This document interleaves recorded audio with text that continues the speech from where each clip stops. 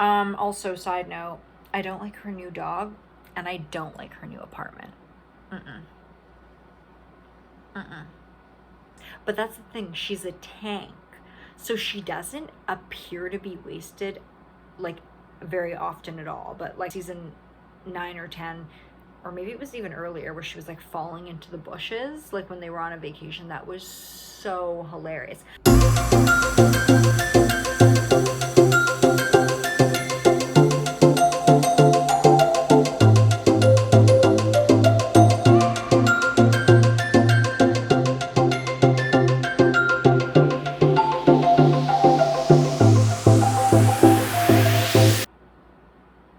Oh my cat's on the counter again. What else is new? Such a food scavenger.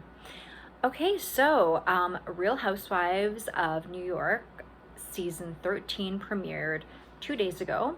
Wednesday, was it May 5th? I have been waiting for these ladies. These ladies keep me alive. They are just so ridiculous. They have the best chemistry, but they're never over the top trashy. No offense, but like some of the franchises.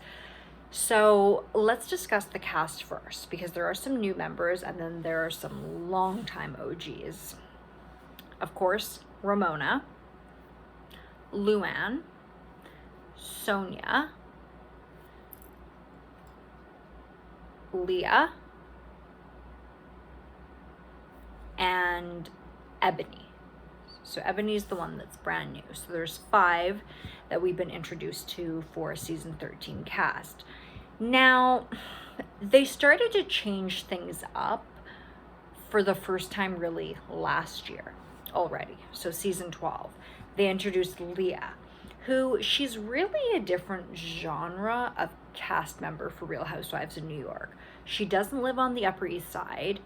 She's not 50 years old and up. She actually has never been married.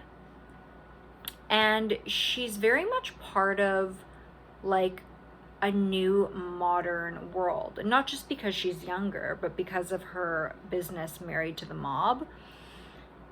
How would you describe it? Well, it's streetwear, right? And it's a lot of like very hip and cool and kind of, I don't know, bold, I guess, sweatsuits and t-shirts and visors and hats and etc., things like that.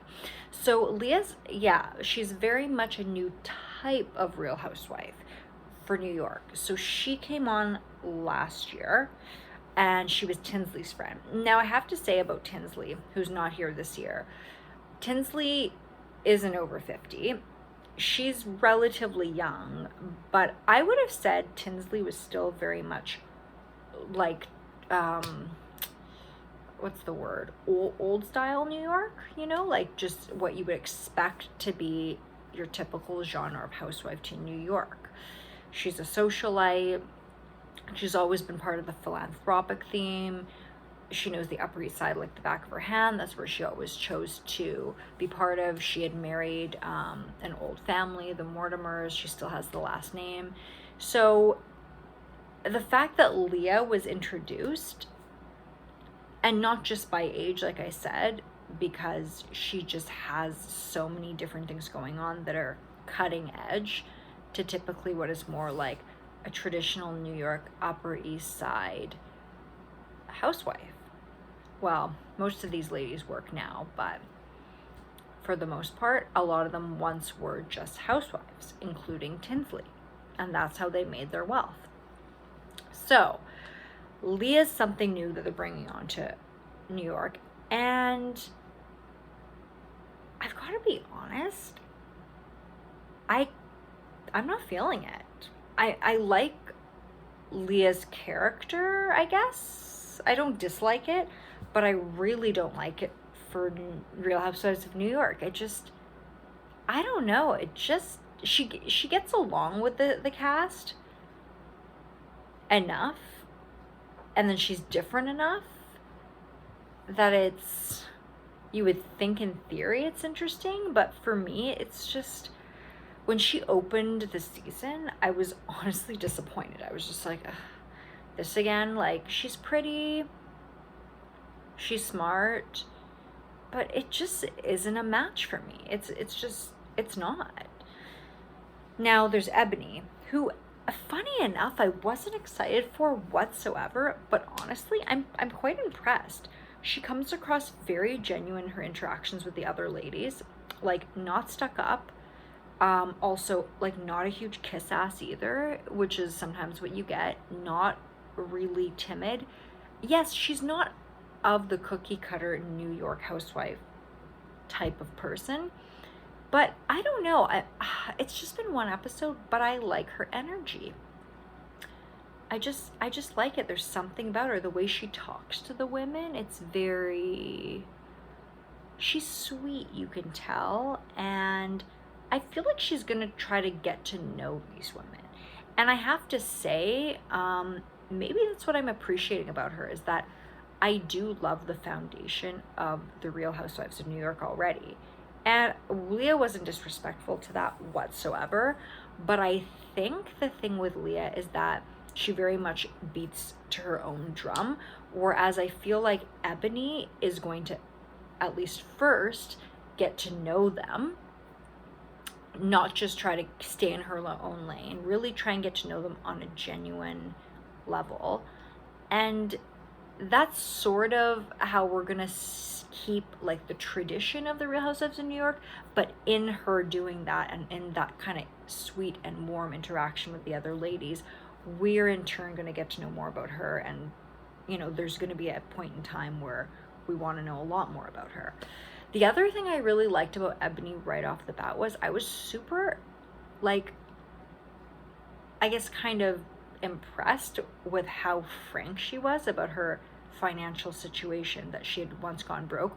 I mean, I never want to go broke or have bankruptcy, so I'm not impressed by that, but I was honestly just impressed with how transparent she was. I mean, we all know through all the New York franchises, or sorry, through all the housewife franchises, including New York, like, there's been a lot of, like, smoke and fire about, like, financial situations you don't really know. Like, I mean, Sonia's was honestly probably just such a big mess. Maybe she couldn't even talk about it, right, legally.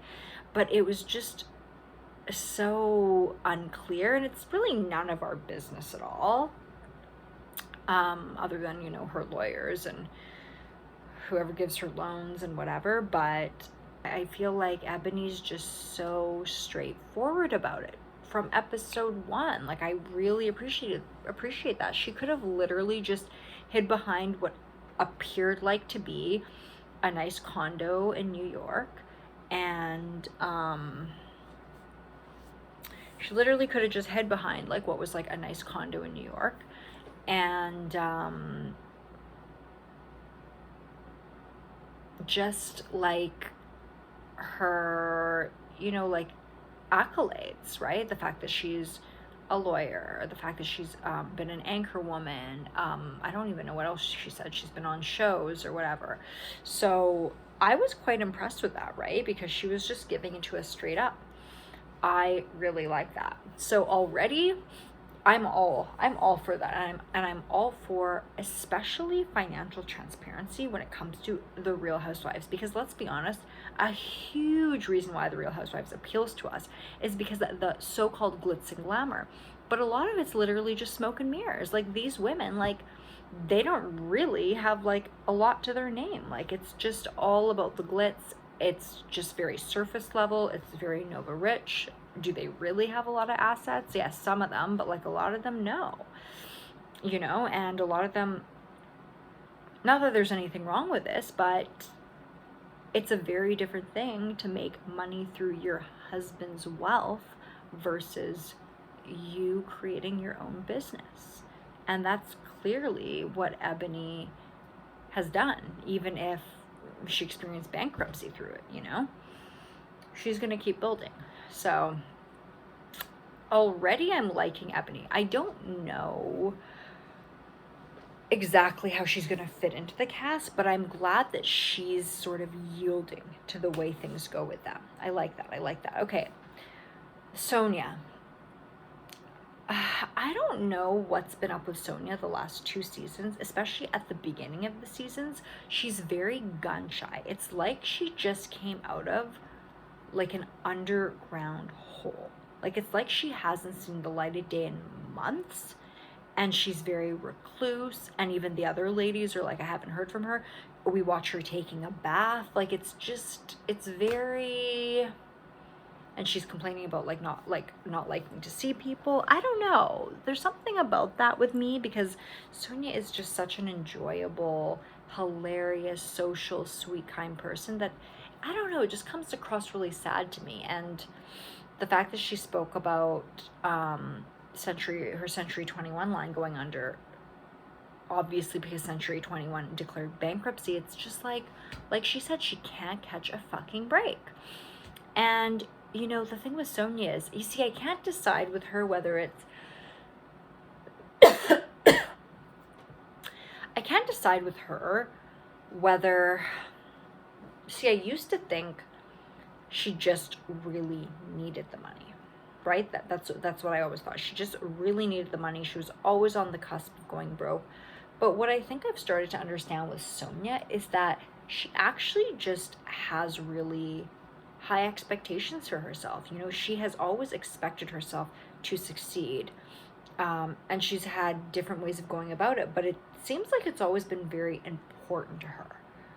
Whereas with the other ladies, I wouldn't say so. You see, the thing with Sonia is, the thing that we think of her when we think of her past is like socialite married to a crazy, wealthy, old family money banker, right? So we think that, oh, she's not career oriented, but I actually think she is very ambitious, or at least has very high hopes for herself. She certainly has a different way of going about it than I think a lot of people who you think in your mind are the blueprint for success.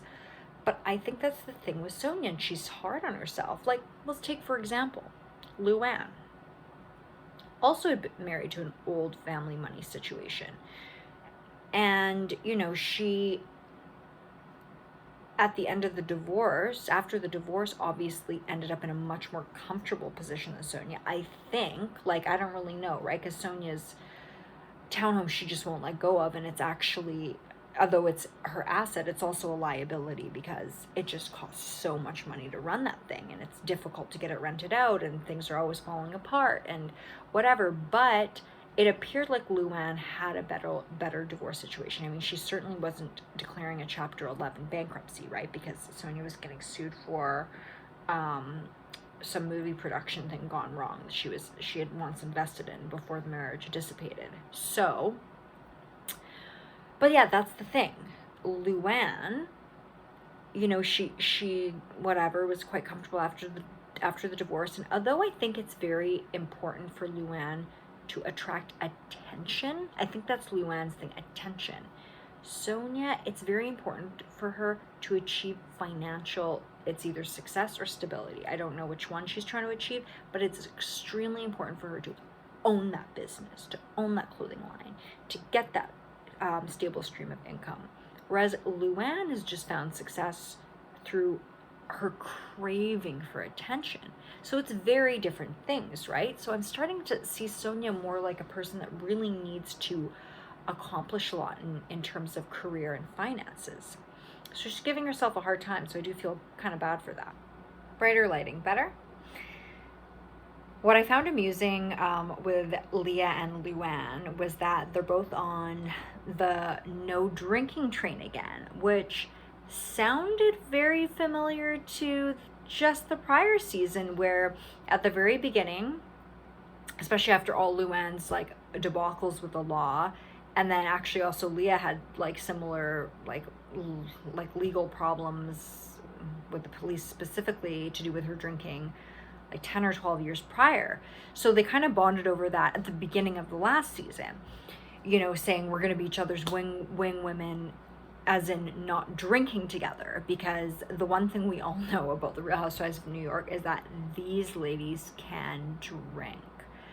So I was like, oh, here they are, you know, promising to be each other's wing women. And again, it was Luann who kind of said that to Leah, like, oh, like, I just kind of want to know that, you know, I have like a wing woman in you, and we can both do this whole non-drinking thing together, specifically because this group of women, they can drink and they love to drink, and it's just happening at every single social gathering. But I was kind of like, we'll see if Leah sticks to that, because as we all know how last season went, Leah completely fell off the wagon with that within like an episode or two. Like, I think like episode 2 or episode 3, she was wildly hammered, like throwing tiki torches butt naked all over Ramona's backyard, skinny dipping in the pool. And yeah, I mean, it'll be interesting to see. And I'm gonna be honest, I don't appreciate anyways Leanne and Luann. Oh wait, sorry, Leah and Luann. Leah and Luann. I don't appreciate. Okay, there's an ambulance. 1 second. And I've got to be honest, I don't appreciate Leah and Luann's drunkenness. I don't find it cute or amusing. Leah, it's just too much. It's just too much. I didn't think her stripped down butt naked on Ramona's lawn throwing tiki torches was cute at all. I wasn't into that. And Luann, you know what? I actually take that back. There is the odd occasion where Luann is hilarious when she drinks, but that's the thing. She's a tank, so she doesn't appear to be wasted like very often at all. But like we all know which one I'm talking about, probably with season 9 or 10, or maybe it was even earlier, where she was like falling into the bushes, like when they were on a vacation. That was so hilarious. But I honestly believe that Luann doesn't need alcohol to be amusing. She just doesn't. She's in her own world anyways, and you know, she always seems to find the spotlight wherever it's at. And I would just really prefer Leah just not to drink, because it just brings out an ugly side of her. But regardless, I mean, if they're both having serious issues with alcohol, which is clear that they do, it's great. They're not drinking. Perfect.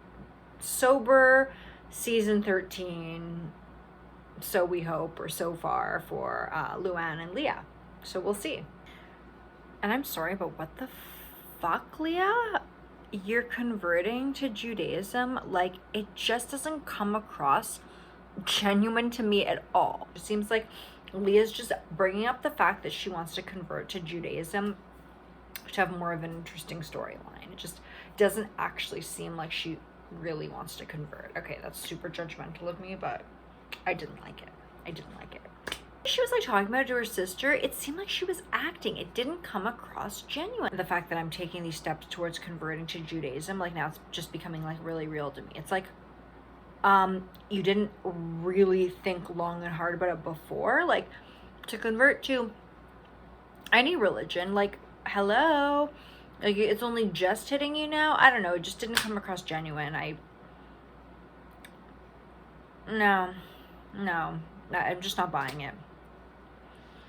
And the other thing that just came across to me, like, really strange with, like, her converting religions, is the fact that, like, she couldn't even put it into words, like, her reason for wanting to convert to Judaism.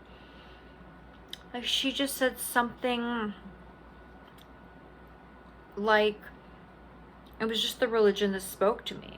But you'd think she would give more details, like at least an example of, I don't know, some of the practices. What is the equivalent of a Jewish Bible? Like, maybe some of the stories in there that she could relate to, or that she found inspiring, or like motivating, or that spoke to her soul. Like, I don't know. Also, side note, I don't like her new dog, and I don't like her new apartment.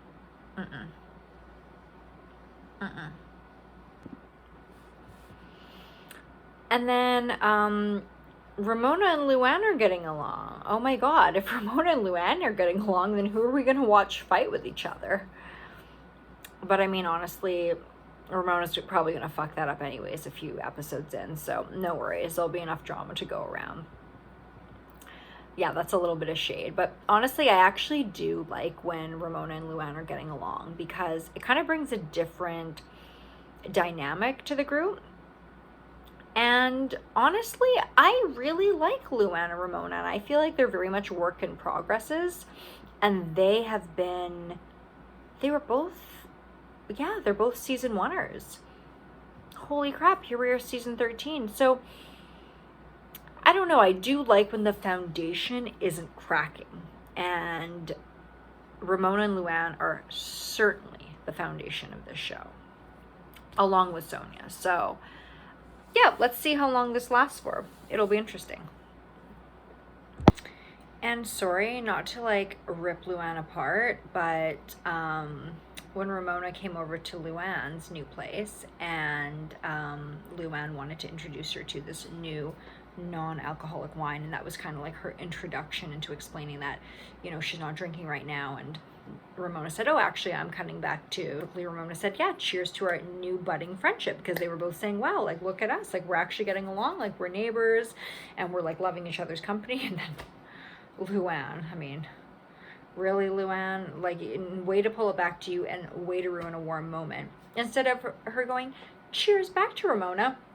Yes, to our new budding friendship and whatever else you want to say. She goes, no, actually, I'd like to make this toast to, you know, the fact that I'm not going to be drinking anymore. It's like, really, Luann? I know that was just such a small thing, but I could never just turn someone down like that. That was just trying to be so warm to me, who I'm actually appreciating their time, my time with them. So, yeah, I mean, as usual, but also kind of what we love about Luann is just she's so self-centered. I mean,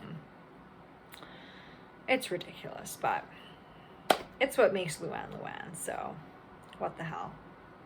As much as it's clearly a headache for Sonia, I am so darn happy when I see her back in that townhome. I mean, when she was in that 2-bedroom condo above Columbus Circle, she said she felt light and so much less stressed, but I gotta be honest, I don't know. Sonia's just not the same Sonia without being in the townhome. And I think also it offers, funny enough, it offers the show so much. I mean, just the fact that all the ladies were able to have a beautiful brunch hosted by Sonia in her, like, ethereal courtyard. It's just, I don't know. I mean, at this point, we lost Dorinda, right? Dorinda's last season was the last season. So we had Bluestone Manor with her, which was the mansion house in the Berkshires. It's not my style home per se. It's beautiful, but I mean, it was a big home that the girls could go and sleep over and get something at. And although they don't stay over at Sonia's house, you know, it's just a place to gather. And it's just so very, you know, classic New York, Upper East Side townhome. I mean, at this point, none of the ladies could ever afford a place like that again, right? That was bought through Sonia's marriage, through her husband. So it's just nice to have one, like, traditional institution among the ladies. Oh, I will say, I guess Ramona's Hampton's home is his kind of on that level too, but much more so Sonia's townhome is that traditional and creating again the foundation for the Real Housewives of New York that we love and that they're known for. Now, at that brunch with the ladies in Sonia's courtyard, it did just bring up a really good point that I've sort of been wondering about Luann the last couple of years. So normally it seemed like she just, you know, monkey jungle gym from like one guy to the next, one husband to the next. But definitely ever since her divorce from Tom, which at this point was like, I don't know, maybe 3-4 years ago, you know, I know that she kind of was gonna like hide her tail between her legs and give it a so-called break. And you know, for Luann, a break from men, it doesn't mean a break of like no fucking. It means you're just fucking and you're not in a relationship. Sorry, Luann, but that's just how it is. I know it. But yeah, it's been, a few years since the divorce. So I don't know, maybe she got gun shy, but she doesn't seem to want a partner. She has some guy that she, gets frisky with on the weekends, sometimes the Hamptons. I think it's her trainer, she was saying. Some 6'6", like hot guy that, is athletic just like her, gets along with. But yeah, no, I mean, it really sounds like that's what I do appreciate about Luann, though. It seems that she can really enjoy her own life. Like, she's no longer looking for a man to fulfill that. Whereas, I mean, 3 years ago, she was desperado. So that's actually quite nice to see. But I just sort of wonder, like, what she's sort of thinking. I guess she doesn't know either, right? Do we all really know what we're doing? Not really. We can pretend like we do, but we don't. So maybe she's just more real than the rest of us. And I'd love to end off with watching all the ladies' new taglines of season 13. Let's check it out. Of all my vices, being glamorous is one I'll never give up. Oh yeah, Luann. I'm sex positive and BS negative. I like that. I may say the wrong thing, but my intentions are always right. That's just another I've had to work excuse. twice as hard for half as much, but now I'm coming for everything. Meh. Just like New York City, Sonia Morgan never goes out of style. Yeah, Sonia. Anyways, thanks for joining me to listen to my, not really recap, but I guess review and thoughts about Real Housewives of New York, season 13, episode 1. After I watch an episode, especially like the first episode of a season, and you kind of see the tone being set, I literally love to go online and like read about people's opinions. I actually tried on YouTube first because I was like, oh, somebody like might have recapped it or like reviewed it. And you know who, funny enough, used to do this, which I loved? I don't know if she used to do this with the Real Housewives of New York, but Alex McCord. Do you remember Alex McCord from season 1, 2, and 3? Her and like Simon, right? She literally, after being booted off the show, she would like recap the Housewives and at least the other franchises, and I love that. It was just cool to like get her thoughts on it, especially because she actually was on one of the franchises. So anyways, I just kind of wanted to like chat and just fish around out there in the community of Real Housewives lovers and see your thoughts. Please share it with me in the comments. I just love to analyze and scrutinize their every move. I mean, hey, that's what reality TV's for, right? Anyways, I will be doing the next review, episode 2. I can't wait. Let me know what you think in the comments. Talk soon.